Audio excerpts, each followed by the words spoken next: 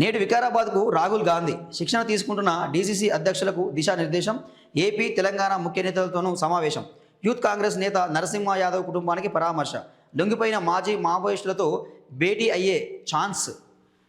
ఇక్కడ top Maoist leaders Devji, Mallala Rajireddy, వాళ్ళ ఎవరైతే టీం ఉన్నారో వాళ్ళందరూ కూడా ఇంతకుముందు సీఎం రేవంత్ రెడ్డిని కలిసిర్రు. మళ్ళీ ఇప్పుడు రాహుల్ గాంధీ డీసీసీ అధ్యక్షులు తీసుకుంటున్న శిక్షణ శిబిరాలకు రావడం జరుగుతుంది. సో ఆయన కూడా వాళ్ళకు అపాయింట్మెంట్ ఇచ్చినట, కలిసే అవకాశం అయితే ఉన్నది. సో ఇక్కడ ఏమంటా ఉన్నారు, టాప్ మావోయిస్టులు ఏమంటా ఉన్నారు, దేవ్జీ ఒక సంచలన ప్రకటన మాత్రం విడుదల చేసిండు. ఏమని, ఇక తుపాకీ రాజ్యం నడవదు, అందరూ లొంగిపోండి అని చెప్పి ఒక స్టేట్మెంట్ ఇవ్వడం మనం చూస్తాము. దాని మీద కొంత విమర్శలు కూడా వెలువెలుతున్నాయి.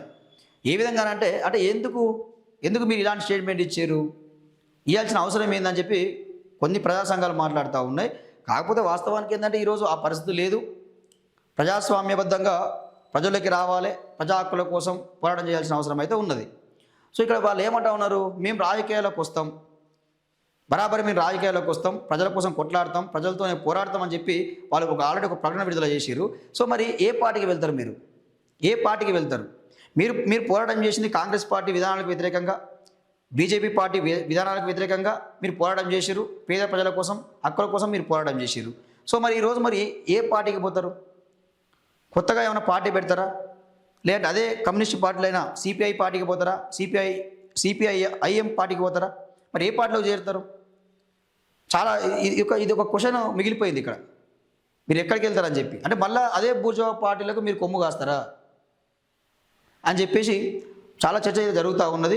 సో ఇంకొక మాట ఏమంటా ఉన్నారు, మావోయిస్ట్ పార్టీ ఏదైతే ఉన్నదో ఆ మావోయిస్ట్ పార్టీని రాజకీయ పార్టీగా మలుచుకుంటాం మేము, దానికి మాకు అవకాశం ఇవ్వండి, ఆ విధంగా మేము ప్రజల్లోకి వెళ్తామని చెప్పి వాళ్ళు కోరుతూ ఉన్నారు. దాంతోపాటు రాహుల్ గాంధీని వాళ్ళు సీఎం రేవంత్ రెడ్డిని ఒక విషయం అడిగారు, ఎవరైతే జైల్లో మా మావోయిస్టులు ఉన్నారో వాళ్ళని కలవడానికి మాకు అవకాశం ఇవ్వండి, మేము వాళ్ళతో కలిసి చర్చలు జరుపుతాం, మాట్లాడతాం, ఎవరు కూడా గన్ను పట్టవద్దు, బయటికి రావాలి, జనజీవన సమంతిలో కలవాలి, ప్రజల కోసం కొట్లాడాలని చెప్పి మేము చెప్తామని చెప్తా ఉన్నాడు.